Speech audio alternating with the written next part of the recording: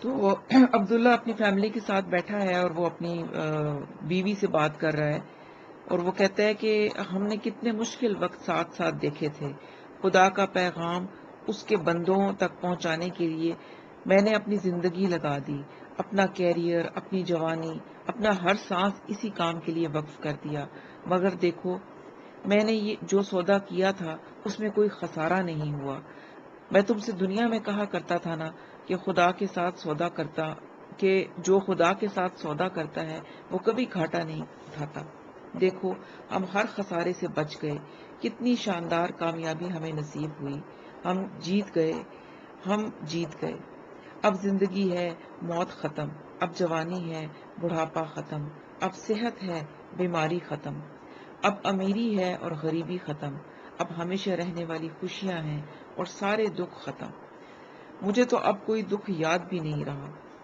ہاں، آج کسی جنتی کو نہ دنیا کا کوئی دکھ یاد ہے اور نہ کسی جہنمی کو دنیا کا کوئی سکھ یاد ہوگا۔ دنیا تو بس ایک خیال تھا، خواب تھا، افسانہ تھا، سیراب تھا۔ حقیقت تو اب شروع ہو رہی ہے، زندگی تو اب شروع ہوئے گی۔ ذرا سامنے دیکھیے، سما بدل رہا ہے۔ میں نے اس کے کہنے پر توجہ کی تو احساس ہوا کہ واقعی اب شام ڈھلنے کے بالکل قریب ہو چکی تھی۔ اب مغرب کا سا وقت نظر آ رہا تھا۔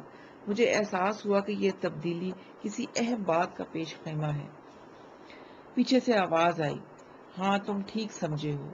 یہ صالح کی آواز تھی۔ وہ میرے قریب بیٹھتے ہوئے بولا، اس تبدیلی کا مطلب یہ ہے کہ حساب کتاب اب ختم ہو رہا ہے، تمام لوگوں کا حساب کتاب ہو چکا ہے اور اب تمہیں پیش ہونا ہے۔ ہم دونوں مل کر تمہیں اللہ تعالیٰ کے حضور پیش کریں گے۔ پیشی کا سن کر مجھے پہلی بار گھبراہٹ پیدا ہوئی۔ میں نے گھبرا کر سوال کیا کہ حساب اتنی جلدی کیسے ختم ہو گیا؟ میں تمہیں پہلے بتا چکا ہوں کہ یہاں وقت بہت تیزی سے گزر رہا ہے اور حشر میں وقت بہت آہستہ گزرتا ہے، اس لیے جتنا عرصہ تم یہاں رہے اتنے عرصے میں وہاں حساب کتاب ختم ہو چکا ہے۔ وہاں میرے پیچھے کیا ہوا تھا؟ تمام امتیوں کا جب عمومی حساب کتاب ہو گیا تو میدان حشر میں صرف وہ لوگ رہ گئے تھے جو ایمان والے تھے، مگر ان کے گناہوں کی کثرت کی بنا پر انہیں روک لیا گیا تھا۔ آخرکار حضور صلی اللہ علیہ وسلم کی درخواست پر ان کا بھی حساب ہو گیا۔ اب آخر میں سارے انبیاء اور شہداء پیش کیے جائیں گے۔ کیا شہداء وہ لوگ ہیں جو اللہ کی راہ میں قتل ہوئے؟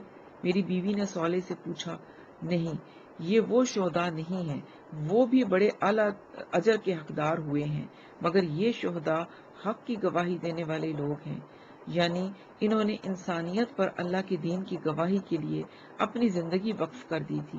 یہی وہ لوگ ہیں جنہوں نے انبیاء کے بعد ان کی دعوت کو آگے پہنچایا۔ کیا ان کا بھی حساب ہوگا؟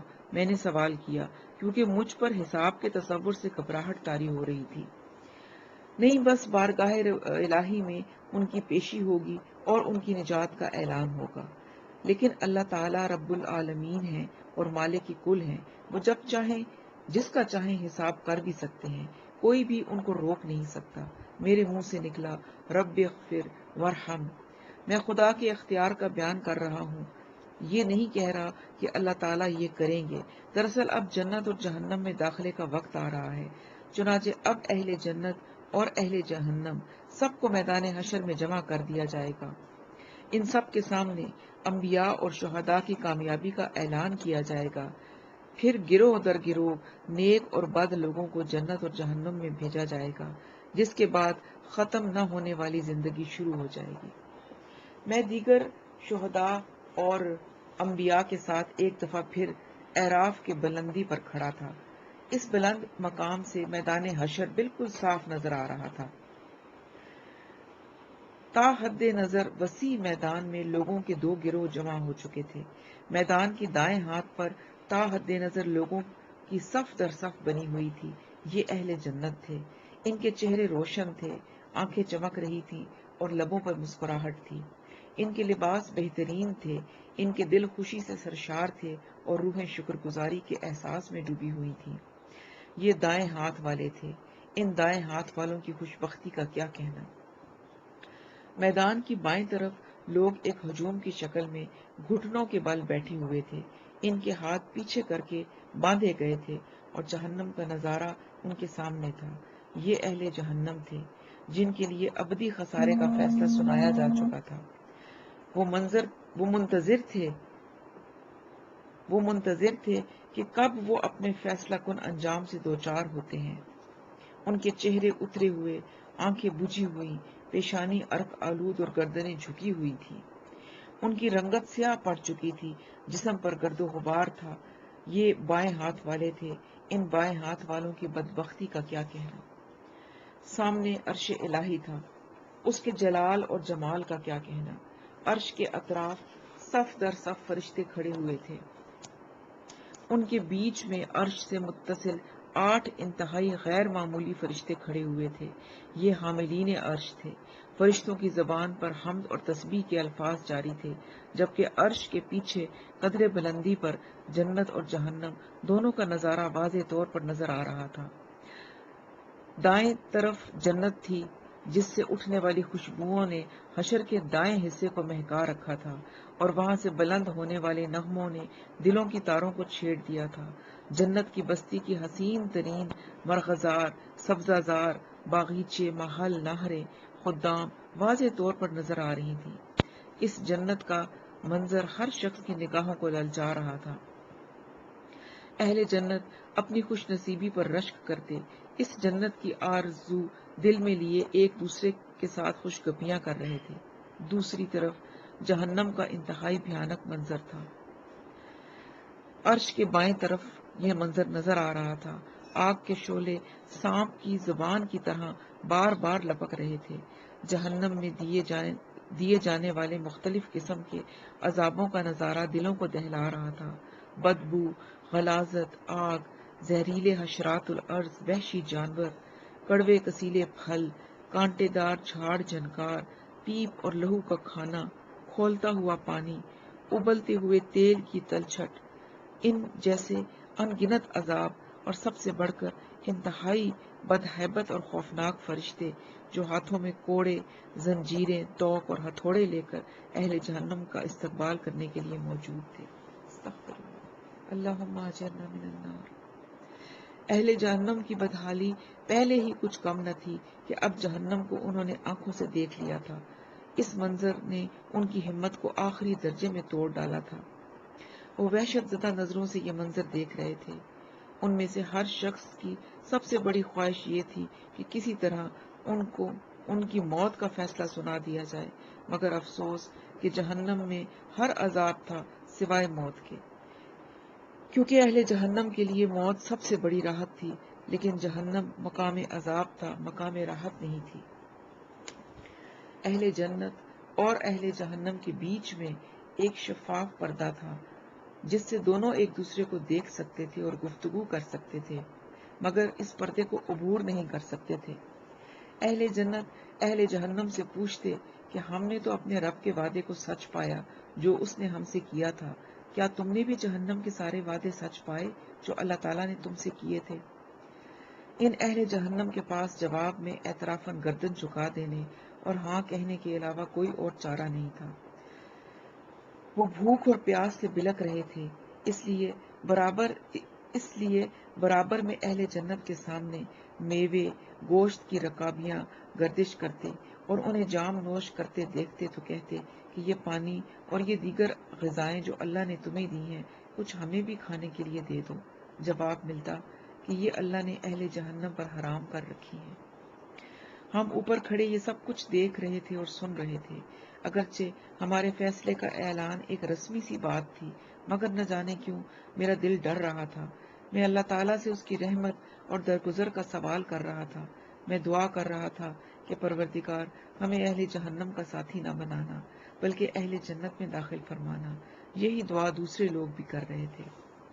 یہ میری کیفیت تھی، جبکہ بعض دیگر شہداء اس موقع پر شدت جذبات میں آگے بڑھے اور پکار کر اہل جنت کو مبارکباد دینے لگے۔ وہ کہہ رہے تھے کہ آپ پر خدا کی رحمت اور سلامتی ہو۔ اس موقع پر انبیاء آگے بڑھے اور اپنی قوم کے کافر سرداروں کو پہچان کر کہنے لگے، کہاں ہے آج تمہاری سرداری، تمہاری جمعیت، تمہارا گھمنڈ۔ پھر وہ اہل جنت کی طرف اشارہ کر کے کہتے کہ کیا یہ وہی غریب لوگ ہیں جن کو تم حقیر سمجھتے تھے اور خیال کرتے تھے کہ ان کو اللہ کی رحمت میں سے کچھ حصہ نہیں ملا اور نہ ملے گا؟ دیکھ لو آج وہ کس مقام پر ہیں۔ اسی اثنا میں اعلان ہوا کہ ہمارے انبیاء اور شہداء کا نامہ اعمال انہیں دے دیا جائے۔ میری توقع کے برخلاف اس موقع پر کوئی حساب کتاب یا پیشی نہیں ہوئی، صرف یہ ہوا کہ ہر شخص کو آگے اور سامنے کی طرف سے بلایا جاتا جہاں پر جنتی اور جہنمی اسے دیکھ سکتے تھے۔ وہ شخص اپنے ساتھ موجود فرشتوں کے ہمراہ چلتا ہوا آگے آتا۔ فرشتے انتہائی اکرام کے ساتھ اسے عرش کے سامنے لے جاتے جہاں زندگی میں اس کے کارناموں اور آخرت میں اس کی کامیابی کا اعلان کر دیا جاتا۔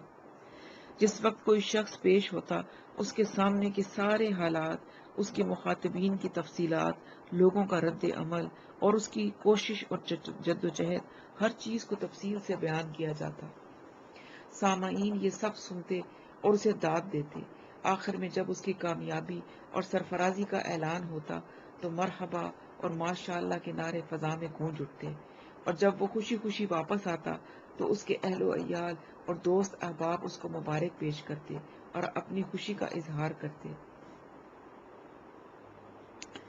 اللہ تعالیٰ ہمیں بھی ان میں شامل کرنا۔ جب میرا نام پکارا گیا تو سامنے کھڑے ہوئے سارے لوگوں نے مبارکباد دی۔ میں صالح کے ہمراہ کنارے پر پہنچا جہاں سے میدان میں کھڑے سارے لوگ مجھے دیکھ سکتے تھے۔ میرا نامہ اعمال ایک فرشتے امسائیل نے اٹھا رکھا تھا جبکہ صالح میرے آگے آگے چل رہا تھا۔ وہاں پہنچ کر میں سر جھکا کر کھڑا ہو گیا۔ آواز آئی، عبداللہ سر جھکانے کا وقت گزر گیا، اب سر اٹھاؤ، لوگ تمہیں دیکھنا چاہتے ہیں۔ میں نے سر اٹھایا اس طرح کہ میری آنکھوں میں شکر گزاری کے آنسو اور میرے ہونٹوں پر کامیابی کی مسکراہٹ تھی۔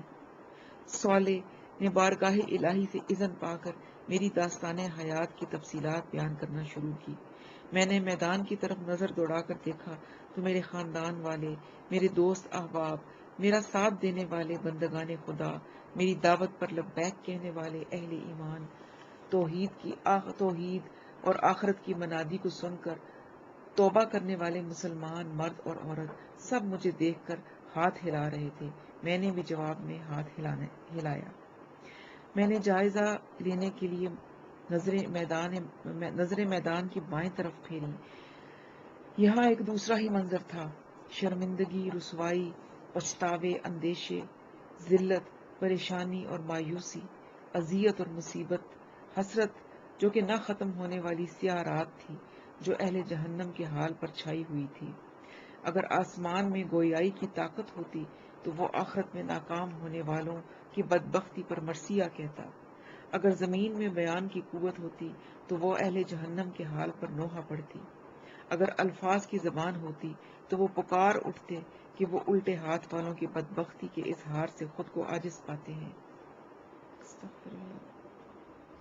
میرا دل چاہا کہ میں کسی طرح وقت کا پہیہ الٹا گھما کر پرانی دنیا میں لوٹ جاؤں اور یہ منظر دنیا والوں کو دکھا سکوں۔ میں چیخ چیخ کر انہیں بتاؤں کہ محنت کرنے والوں، ایک دوسرے سے مقابلہ کرنے والوں، مال اور اسباب کی ریس لگانے والوں، مقابلہ کرنا ہے تو اس دن کی سرفرازی کے لیے کرو، ریس لگانی ہے تو جنت کے حصول کے لیے لگاؤ، منصوبے بنانے ہیں تو جنت سے بچنے کے منصوبے بناؤ۔ پلاٹ، دکانیں، مکان، بنگلے، سٹیٹس، گاڑیاں، زیور، لباس میں ایک دوسرے کو آگے چھوڑنے والوں، دنیا کے ملنے پر ہنسنے اور اس کی محرومی پر رونے والوں، ہنسنا ہے تو جنت کی امید پر ہنسو اور رونا ہے تو جہنم کے اندیشے پر رویا کرو۔ مرنا ہے تو اس دن کے لیے مرو اور جینا ہے تو اس دن کے لیے جیو جب زندگی شروع ہوگی، کبھی نہ ختم ہونے کے لیے۔ میری آنکھوں سے بہنے والے آنسوؤں کی لڑی اور تیز ہو گئی۔ اس دفعہ یہ آنسو خوشی کے نہیں تھے، اس احساس کے تھے کہ شاید میں تھوڑی سی محنت اور کرتا تو مزید لوگوں تک میری بات پہنچ جاتی اور کتنے ہی لوگ جہنم میں جانے سے بچ جاتے۔ میرے دل میں تڑپ کر احساس پیدا ہوا، کاش ایک موقع اور مل جائے، کاش کسی طرح گزرا ہوا وقت پھر لوٹ آئے تاکہ میں ایک ایک شخص کو جھنجھوڑ کر اس دن کے بارے میں خبردار کر سکوں۔ میرے دل کی گہرائیوں سے تڑپ کی ایک آہ نکلی۔ میں نے بڑی بے بسی سے نظر اٹھا کر عرش کی طرف دیکھا۔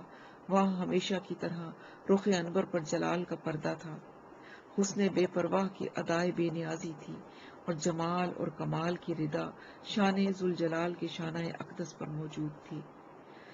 مجھ بندہ عاجز کی نظر ذات کریمی کے احسان کی قبائے صفات میں پوشیدہ ان قدموں پر آ کر ٹھہر گئی جہاں سے میں کبھی نامراد نہیں لوٹا تھا۔ اس حقیر فقیر بندے پر تقصیر کی ساری پہنچ انہی قدموں تک تھی۔ کل جہاں سے بے نیاز شہنشاہ ذوالجلال کے لیے اس بات کی کوئی اہمیت تھی تب بھی، اور اس کی کوئی اہمیت نہیں تھی تب بھی، یہی میرا کل اثاثہ تھا، یہی میری کل پہنچ تھی۔ دل کو کچھ قرار ہوا تو میری نظر دوبارہ اہل جہنم کی طرف پھر گئی۔ ان میں سے بہت سے لوگ ایسے تھے جنہیں میں جانتا تھا، ان کی تعداد بہت زیادہ تھی۔ یہ آپس میں گھس پل کر تنگی میں دوزانوں غلامانہ بیٹھے ہوئے تھے۔ یہ لوگ نظر نہیں ملا رہے تھے، بلکہ بہت سو نے تو پیٹھ پھیر لی تھی، اس لیے کہ میں اپنے جاننے والے زیادہ لوگوں کو وہاں نہ دیکھ سکا۔ لیکن ان کو دیکھ کر اس نعمت کا احساس ہوا کہ کس طرح اللہ تعالیٰ نے مجھے اپنے فضل و کرم سے اس برے انجام سے بچا لیا۔ مجھے محسوس ہوا کہ جنت کی ان گنت نعمتوں میں سے دو سب سے بڑی نعمتیں شاید یہ ہیں کہ انسان کو جہنم سے بچا لیا جائے گا، اور دوسرا اسے بڑی عزت کے ساتھ جنت میں لے جایا جائے گا۔ زیادہ دیر نہ گزری تھی کہ ایک ایک کر کے اعراف پر کھڑے سارے لوگ نمٹ گئے۔ اب فیصلہ سنانے کے لیے کچھ بھی نہیں رہا تھا، مگر شاید ابھی کچھ ہونا باقی تھا۔ سب اپنی جگہ پر کھڑے تھے کہ میدان حشر میں ایک جانور کو لایا گیا۔ یہ جانور بہت موٹا تازہ تھا، جس کے گلے میں رسی پڑی ہوئی تھی، اور فرشتے اسے کھینچتے ہوئے عرش کے سامنے لے جا رہے تھے۔ صالح نے میرے کان میں سرگوشی کرتے ہوئے کہا، یہ موت ہے جس کے خاتمے کے لیے اس کو لایا جا رہا ہے۔ عرش سے اعلان ہوا کہ آج موت کو موت دی جا رہی ہے۔ اب کسی جنتی کو موت آئے گی، نہ کسی جہنمی کو موت آئے گی۔ اس کے ساتھ ہی فرشتوں نے اس جانور کو لٹایا اور اس کو ذبح کر دیا۔ اہل جنت نے اللہ تعالیٰ کی حمد و ثنا کے ساتھ اس بات کا خیر مقدم کیا، جبکہ اہل جہنم میں صف ماتم بچھ گئی۔ ان کے دل میں امید کی کوئی شمع اگر روشن تھی تو وہ یہ تھی کہ موت کی موت کے ساتھ اپنی موت آپ مر گئے۔ عرش سے صدا آئی، اہل جہنم کو گروہ در گروہ ان کے انجام تک پہنچایا جائے۔ فرشتے تیزی سے حرکت میں آ گئے۔ حشر کے بائیں کنارے پر ایک زبردست ہلچل تھی۔ چیخ و پکار، آہ و فغاں کے درمیان فرشتے پکڑ پکڑ کر مجرموں اور نافرمانوں کا ایک جتھا بناتے اور انہیں جہنم کی سمت ہانک دیتے۔ ہر گروہ جہنم کے دروازے پر پہنچتا، جہاں جہنم کے داروغہ مالک ان کا استقبال کرتے اور ان کے اعمال کے مطابق جہنم کے 7 دروازوں میں سے کسی ایک دروازے کو کھول کر انہیں اس میں داخل کر دیتے۔ اس دوران میں وقفے وقفے سے عرش کی سمت سے جہنم کو مخاطب کر کے پوچھا جاتا، کیا تو بھر گئی؟ وہ غضبناک آواز میں عرض کرتی، پروردگار، کیا اور لوگ بھی ہیں؟ حل من مزید، انہیں بھی بھیج دیجیے۔ یہ سن کر حشر میں ایک آہ و بکا بلند ہوتی۔ رہ جانے والے مجرموں پر فرشتے دوبارہ جھپٹ پڑتے اور انہیں ان کی آخری منزل تک پہنچا دیتے۔ یوں تھوڑی ہی دیر میں سارے مجرم اپنے انجام تک جا پہنچے۔ اس کے بعد عرش سے صدا بلند ہوئی، اہل جنت کو ان کی منزل تک پہنچا دیا جائے۔ جب یہ حکم صادر ہوا تو میں نے دیکھا کہ کچھ لوگ ابھی تک الٹی سمت میں موجود تھے۔ میں نے صالح سے پوچھا، یہ کون لوگ ہیں؟ ان کو جہنم میں کیوں نہیں پھینکا جا رہا؟ اس نے جواب دیا، یہ منافقین ہیں، یہ جہنم کے سب سے نچلے درجے میں ہوں گے۔ یہ دنیا میں اللہ کو دھوکہ دیتے تھے، آج ان کو نہ صرف بدترین عذاب ملے گا بلکہ ان کو دھوکہ دہی کی پاداش میں ان کا انجام ایک دھوکے سے شروع ہوگا۔ کیا مطلب؟ اس نے کہا، یہ لوگ بظاہر یہ سمجھے ہیں کہ ان کو جہنم میں نہیں پھینکا گیا اور اہل جنت کہ جنت میں داخلے کا حکم ہو گیا ہے تو شاید انہیں بھی ظاہری ایمان کی بنا پر چھوڑ دیا جائے گا، مگر یہ ان کی غلط فہمی ہے جو بہت جلد دور ہو جائے گی۔ اسی لمحے میرے کانوں میں الحمدللہ رب العالمین کے نغموں کی انتہائی دلکش صدا آنا شروع ہو گئی۔ یہ حاملین عرش اور دوسرے فرشتے تھے جنہوں نے اپنی خوبصورت آواز میں نغمہ شکر گانا شروع کر دیا تھا۔ صالح نے مجھے بتایا یہ حشر کے دن کے خاتمے کا اعلان ہے۔ اس کے ساتھ ہی میدان حشر میں تاریکی پھیلنا شروع ہو گئی، سوائے عرش کے اور کہیں روشنی باقی نہ رہی۔ میں کچھ بھی دیکھنے کے قابل نہیں رہ گیا تھا۔ میں نے گھبرا کر صالح سے پوچھا یہ کیا ہو رہا ہے؟ اندھیرا، اس نے مختصر سا جواب دیا۔ بھائی یہ تو مجھے بھی معلوم ہے، مگر ایسا کیوں ہو رہا ہے؟ یہ اس لیے ہو رہا ہے کہ اس اندھیرے کو عبور کر کے جنت تک صرف وہی لوگ پہنچیں گے جن کے پاس اپنے ایمان اور اعمال کی روشنی ہوگی۔ یہ کہہ کر اس نے میرے ہاتھ میں میرا نامہ اعمال تھما دیا۔ اس میں سے ایک عجیب سی روشنی نکلی جس کی بنا پر میری آنکھیں دوبارہ روشن ہو گئیں اور میں اندھیرے میں واضح طور پر دیکھنے کے قابل ہو گیا۔ ہر شخص کو اس کا نامہ اعمال دے دیا گیا اور یہی نامہ اعمال اس میدان حشر کی سیاہ رات میں روشنی بن چکا تھا۔ اب سوائے منافقین کے ہر شخص کے پاس روشنی تھی۔ صالح نے میرے معلومات میں اضافہ کرتے ہوئے بتایا،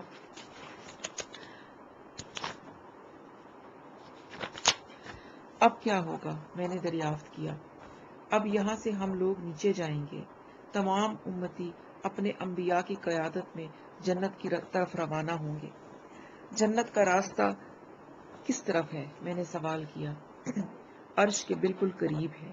عرش کے پیچھے دائیں ہاتھ کی سمت جہاں آسمان پر جنت کا نظارہ نظر آ رہا ہے وہیں سے جنت کا راستہ ہے، مگر یہ راستہ جہنم کی کھائی کے اوپر سے گزرتا ہے جہاں ہر سمت اندھیرا ہے۔ جس کے پاس جتنی زیادہ روشنی ہے وہ اتنی ہی آسانی اور تیزی کے ساتھ جہنم کے اوپر سے گزر جائے گا۔ اس کا مطلب ہے کہ ابھی ایک امتحان اور مزید باقی ہے۔ نہیں، یہ امتحان نہیں، دنیا کی زندگی کی تمثیل ہے۔ جو جتنا زیادہ خدا کا وفادار اور اطاعت گزار رہا، وہ زندگی کے پل صراط پر استقامت اور یکسوئی کے ساتھ خدا کی سمت بڑھتا رہا، وہ اتنی ہی آسانی اور تیزی سے جنت کی سمت بڑھے گا اور اس پل صراط کو عبور کرے گا۔ لیکن ہلکے یا تیز سارے داہنے ہاتھ والے یہاں سے گزر جائیں گے، سوائے منافقین کے جو ایمان اور عمل کی روشنی کے بغیر اس کھائی کو پار کرنے کی کوشش کریں گے اور جہنم کے سب سے نچلے گڑھے میں جا گریں گے جہاں انہیں بدترین عذاب دیا جائے گا۔ میرے گھر والے کیا میرے ساتھ ہوں گے؟ میں نے سوال کیا۔ آج یہ آخری سفر سب کو تنہا طے کرنا ہے، صالح نے دو ٹوک جواب دیا۔ پھر وہ گروہ در گروہ جنت میں جانے والی بات کا کیا ہوگا؟ میں نے سوال اٹھایا۔ گروہ در گروہ کا مطلب یہ ہے کہ ہر امت اپنے نبی کی سربراہی میں جنت کے دروازے تک پہنچے گی، مگر جنت میں داخلہ فردن فردن اپنے ذاتی اعمال کی بنیاد پر ہوگا۔ پھر اس نے قدر توقف کے بعد پوچھا، کیا تم ابھی بھی کوئی تماشا دیکھنے میں دلچسپی رکھتے ہو؟ میرے ہاں کہنے سے قبل ہی وہ مجھے لے کر تیزی سے آگے بڑھ گیا، یہاں تک کہ ہم ایک ایسی جگہ آ گئے جہاں لوگوں کے پاس بے حد تیز روشنی تھی۔ ان کی روشنی ان کے آگے آگے اور دائیں سمت میں ان کے ساتھ ساتھ چل رہی تھی۔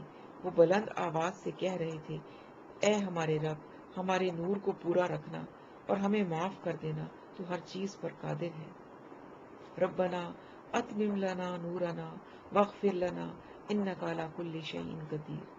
میں صالح سے کچھ پوچھے بغیر ان لوگوں کو پہچان گیا، یہ صحابہ کرام تھے۔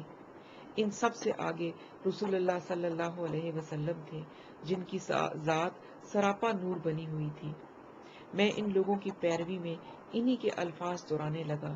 یہ وہ قرآنی دعا تھی جو میں زندگی میں بھی پڑھا کرتا تھا، لیکن اس دعا کو پڑھنے کا اصل وقت تو اب آیا تھا۔ ہم اسی طرح چل رہے تھے کہ صالح نے کہا، اب تماشا دیکھو۔ اس کے ساتھ میں نے دیکھا کہ کچھ لوگ دوڑتے گرتے پڑتے صحابہ کرام کے پاس آئے، مگر ان کے پاس کوئی روشنی نہیں تھی۔ انہوں نے آتے ہی دہائی دینا شروع کر دی کہ ہمیں بھی اپنی روشنی میں سے تھوڑا سا حصہ دے دیں۔ صحابہ میں سے بعض نے اپنے پیچھے میدان حشر کے سیدھے ہاتھ کی طرف اشارہ کرتے ہوئے جواب دیا کہ ہم تو یہ روشنی پیچھے سے لے کر آئے ہیں، تم بھی پیچھے لوٹو اور وہاں سے روشنی لے کر آؤ۔ یہ سن کر سارے منافقین جلدی سے اس سمت بھاگے، مگر جیسے ہی انہوں نے دائیں طرف جانے کی کوشش کی، انہیں معلوم ہوا کہ یہاں تو ایک دیوار موجود ہے۔ اس دیوار میں بعض مقامات پر دروازے بنے ہوئے تھے جن پر فرشتے تعینات تھے۔ ان لوگوں نے ان دروازوں کے اندر جانے کی کوشش کی، لیکن فرشتوں نے ان کو مار مار کر وہاں سے بھگا دیا۔ ان کے پاس روشنی حاصل کرنے کی کوئی شکل نہیں رہی، چنانچہ وہ دوبارہ لوٹ کر صحابہ کرام کے پاس واپس آ گئے اور ان سے کہنے لگے کہ دیکھیے، ہم بھی مسلمان ہیں اور دنیا میں آپ کے ساتھ ہی تھے، آپ کو تو معلوم ہے، ہماری روشنی کے لیے آپ کچھ کیجیے۔ جواب ملا، بے شک تم ہمارے ساتھ تھے، لیکن تم نے خود اپنے آپ کو فتنے میں ڈالا۔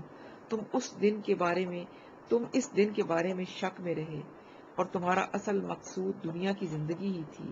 تم نے شیطان کی پیروی کی اور اس نے تمہیں دھوکے میں ڈال رکھا تھا۔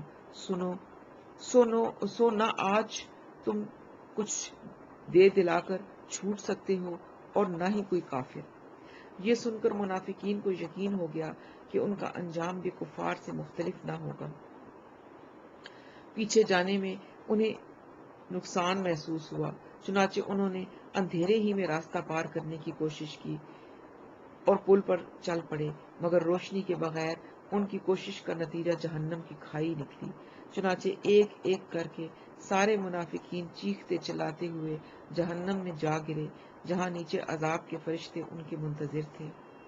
ہم یہ سارا منظر دیکھتے ہوئے اور بلند آواز میں یہ دعا پڑھتے ہوئے عرش کی سمت بڑھتے رہے، ربنا اتمم لنا نورنا واغفر لنا انک علی کل شیء قدیر۔ ہم نے جہنم کی کھائی کو بہت اطمینان کے ساتھ اور آرام سے عبور کیا۔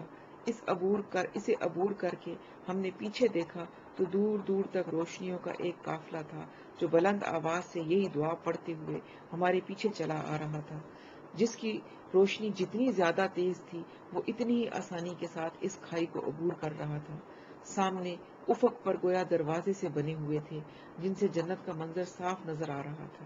جنت کے نگران اہل جنت پر سلامتی بھیج کر خوش آمدید کہتے اور جواب میں اہل جنت الحمدللہ بجا لاتے۔ ہمارے عین سامنے عرش الہی تھا۔ ہم چلتے ہوئے اس کے بالکل قریب پہنچ چکے تھے۔ عرش کیا تھا؟ ایک نور کا ممبر تھا۔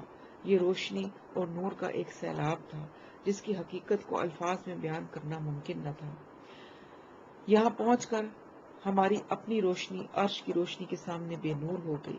عرش کے گرد صف در صف فرشتوں کی قطاریں تھیں جو مؤدبانہ ہاتھ باندھے کھڑے ہوئے تھے اور الحمدللہ رب العالمین کا نغمہ بلند کر رہے تھے۔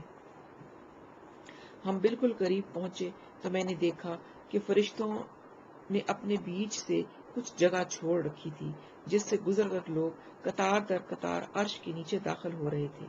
ہم قریب پہنچے تو آواز آئی، میرے بندو، تمہیں خوش آمدید، تم آج ختم نہ ہونے والی بادشاہی میں داخل ہو رہے ہو، اپنے رب کی سلامتی میں تم ہمیشہ کے لیے داخل ہو جاؤ۔ سبحان اللہ۔ اللہم ربنا جعلنا منہم، اللہم ربنا جعلنا منہم۔ ہم فرشتوں سے گزر کر آگے بڑھے تو میں نے صالح کی طرف سوالیہ انداز میں دیکھا اور اس نے وضاحت کرتے ہوئے کہا، جنت کا راستہ عرش کے نیچے سے ہو کر دائیں طرف موڑ کر آئے گا۔ مگر ہم عرش کے نیچے کیوں جا رہے ہیں؟ براہ راست سیدھی طرف مڑ کیوں نہیں رہے؟ صالح نے جواب دیا، تم ہر بات وقت سے پہلے پوچھنا چاہتے ہو۔ خیر، میں بتاتا ہوں، عرش کے نیچے جا کر ہر انسان کا آخری تزکیہ کیا جائے گا۔ ہر پاک جنت میں داخلے سے قبل اللہ تعالی خود اہل ایمان کو پاک کریں گے، جس کے بعد ان کی روح، جسم اور اخلاق ہر ناپاکی سے دھل جائے گا۔ کیا مطلب یہ کہ تمہارا جسم جو دنیا میں خون اور نجاست اور بدبو اور دیگر ناپسندیدہ چیزوں سے بھرا ہوا تھا، اب نور سے بھر دیا جائے گا، جس کے بعد تمہارے جسم سے کوئی فضلات یا بدبو نہ آئے گی اور نہ ہی پسینے کی بدبو آئے گی، بلکہ تمہاری سانس کے ساتھ خوشبو آئے گی۔ اسی طرح تمہارے دل سے ہر منفی جذبہ جیسے حسد، تکبر، کینہ، نفرت، تعصب وغیرہ ختم کر دیے جائیں گے اور تمہاری سوچ، نظر، جسم اور روح سب پاکیزہ ہو جائیں گی۔ میں نے خوش ہو کر کہا سبحان اللہ، پھر تو جینے کا لطف آ جائے گا۔ یہی نہیں بلکہ تمہاری صلاحیتیں، تمہاری طاقت غیر معمولی طور پر بڑھ جائیں گی۔ تمہیں نیند کی ضرورت ہوگی نہ آرام کی، تم تھکو گے نہ نڈھال ہوگے، نہ تم بور ہوگے نہ بیزار ہوگے، نہ ہی تمہیں ڈپریشن ہوگا اور ٹینشن ہوگی۔ تم جتنا چاہو گے کھاؤ گے، جتنا چاہو گے پیو گے، تمہارے اندر طاقت کا خزانہ بھر جائے گا۔ تم ہمیشہ صحت مند رہو گے، ہمیشہ جوان رہو گے، اور سب سے بڑھ کر اتنے حسین اور خوبصورت ہو جاؤ گے کہ کچھ حد نہیں۔ یہ تمہاری چند اندرونی کیفیات کا بیان ہے، خارج کی نعمتیں اور درجات تو اس کے علاوہ ہیں۔ کیا سب کے ساتھ یہی ہوگا؟ ہاں، سب کے ساتھ یہی ہوگا، البتہ جس کے اعمال جتنے زیادہ اچھے ہوں گے اس کی طاقت اور حسن و کمال اتنا ہی زیادہ ہوگا۔ میرے منہ سے بے اختیار نکلا الحمدللہ رب العالمین۔ ہم یہ گفتگو کرتے ہوئے عرش کے بالکل قریب پہنچ چکے تھے۔ صالح نے یہاں پہنچ کر مجھ سے کہا عبداللہ، اب میں تم سے جدا ہو رہا ہوں، تم یہاں داخل ہوگے تو جنت کے دروازے پر نکلو گے، میں وہاں داروغہ جنت کے ساتھ تمہیں مل جاؤں گا، تم اطمینان سے آگے بڑھو۔ یہ کہہ کر وہ رخصت ہو گیا۔ میں ایک لمحے کے لیے کھڑا سوچتا رہا۔ اچانک میرے سامنے ایک دروازہ کھل گیا اور آواز آئی، اے نفس مطمئنہ، یا ایتھا النفس المطمئنہ، ارجعی الی ربک راضیۃ مرضیہ فادخلی فی عبادی وادخلی جنتی۔ اے نفس مطمئنہ، اپنے رب کی طرف لوٹ آ، اس طرح کہ تو اس سے راضی ہے اور وہ تجھ سے، پھر داخل ہو جا میرے بندوں میں اور داخل ہو جا میری جنت میں۔ سبحان اللہ، اللہم ربنا جعلنا منہم، اللہم ربنا جعلنا منہم۔ میں ان الفاظ سے حوصلہ پا کر آگے بڑھا اور دروازے کے اندر داخل ہو گیا۔ میری زبان پر بے اختیار یہ کلمات جاری ہو گئے، اللہ اکبر، اللہ اکبر، لا الہ الا اللہ واللہ اکبر، اللہ اکبر وللہ الحمد۔ اندر داخل ہوتے ہی مجھے یہ محسوس ہوا کہ میں ایک راہداری میں آگے بڑھ رہا ہوں۔ یہاں فرش، چھت اور دیواریں سب بالکل سفید اور دودھیا رنگ کی تھیں۔ اندر داخل ہوتے ہی مجھے ایک بہت ہی خوشگوار احساس ہو رہا تھا۔ میرا اندازہ تھا کہ یہ راستہ غیر محسوس طریقے پر دائیں سمت میں مڑ رہا ہے۔ میں کچھ ہی دور گیا تھا کہ اچانک رنگ اور نور کے مرغلوں نے میرا احاطہ کر لیا۔ قوس قزح کے رنگ میرے اطراف میں جگمگانے لگے۔ میں پورے سکون اور اعتماد کے ساتھ آگے بڑھتا گیا۔ یکا یک نور کی ایک چادر میرے آر پار ہو گئی۔ اس کے ساتھ ہی میرے وجود کا ریشہ ریشہ لطف اور سرور کے احساس میں ڈوب گیا۔ مجھے لگا میں ہواؤں میں اڑ رہا ہوں۔ میرا جسم بالکل بے وزن اور ہلکا ہو گیا۔ مجھے لگا میرا جسم تحلیل ہو گیا ہے اور میں صرف روح کی شکل میں باقی رہ گیا ہوں۔ میں بے خود ہو کر آگے بڑھتا رہا۔ کچھ ہی دیر کے بعد پھر وہی دودھیا راہداری میرے سامنے تھی اور میں اس میں چلا جا رہا تھا، مگر اب میرے احساسات میں زمین اور آسمان کا فرق آ چکا تھا۔ مجھے لگ رہا تھا میں بدل کر کچھ سے کچھ ہو گیا ہوں۔